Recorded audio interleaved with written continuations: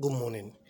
You always, I need to introduce myself every time. My name is Oluwasegun Kuti, aka Dave Cute, and this is my corner where I discuss trending topics or things that happen in the course of the week. Today has been a fantastic day. Happened to be the last day in the month of February, and February has been a fantastic month with series of events.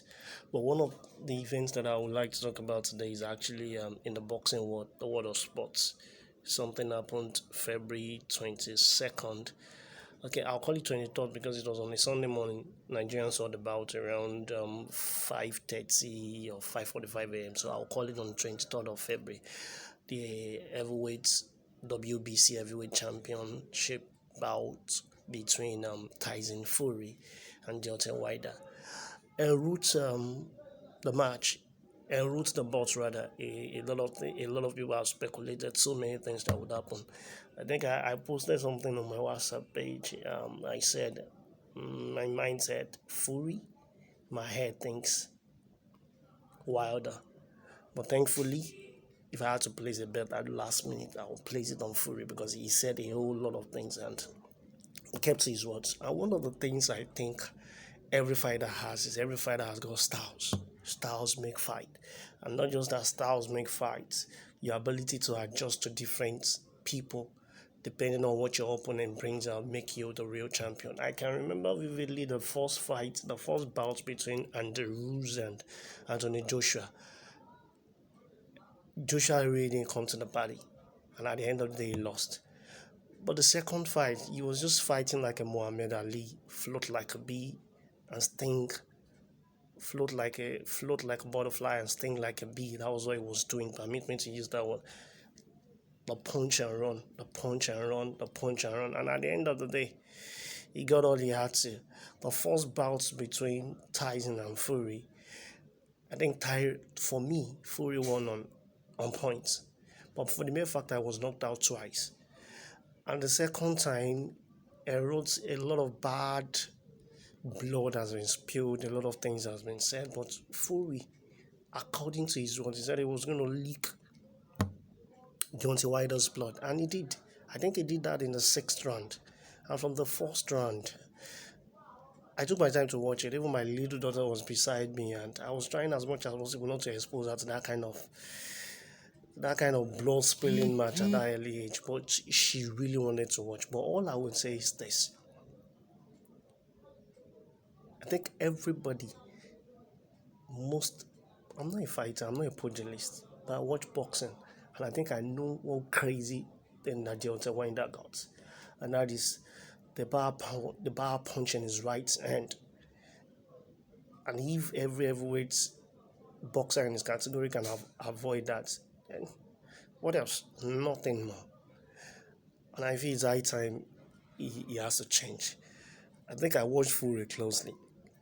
Was staying at a point that it was difficult for Wilder to actually throw the rights, the powerful right punch. And when he couldn't do that, the left was useless. So all Tyson just had to do was just a punch and he was running away. And one other thing I want to say, the aftermath of this bout is I listened to Deontay Wilder saying the outfit he wore to the ring was quite heavy. You know what I would say? Just own it. In life, your success, your failure, own it. Don't give no excuses. Don't make anybody responsible for your failure. You failed, accept defeat. You don't want, when Anthony Joshua was beaten blue and black by Andy Ruiz, he didn't come out to the world and say, no, he's the best man won the night. I can remember I wrote this, you told us that Fury got pillow fist. How can a pillow fist make you stumble more than 3 or 4 times? Come off it. Come off it. You good. You've gone 41 matches unbeaten. You good. You damn good. But everybody's going to be beaten someday. That's one thing we should know. Nobody is indispensable. Even Ali, the greatest of all time. And that's the lesson we need to pick up from this bout for those who watch boxing. The sports that we watch and we're passionate about, there's some lessons of life that we can actually pick from it. Be careful of what you say. Be careful of what you say. And there's an adage that says that it's only a foolish person that will do same thing, same styles all the time and expect a different result. Just same style. Same style. It's not going to work. We're in a changing world. So as the world is changing, we need to be changing. You need to adapt. You need to adjust. That is one of the features of being a living thing. I can remember back in those days, characteristics of Mr. Niger D. As we grow older, they told us that there is LAC as well. And that's your ability to adjust, to adapt. So in whatever situation we find ourselves, what we're picking up from the bout here is this: nobody is indispensable. One day we're all going to taste defeat in whatever we do. One day failure is going to come across our way. But in the midst of that failure, what do? Own it.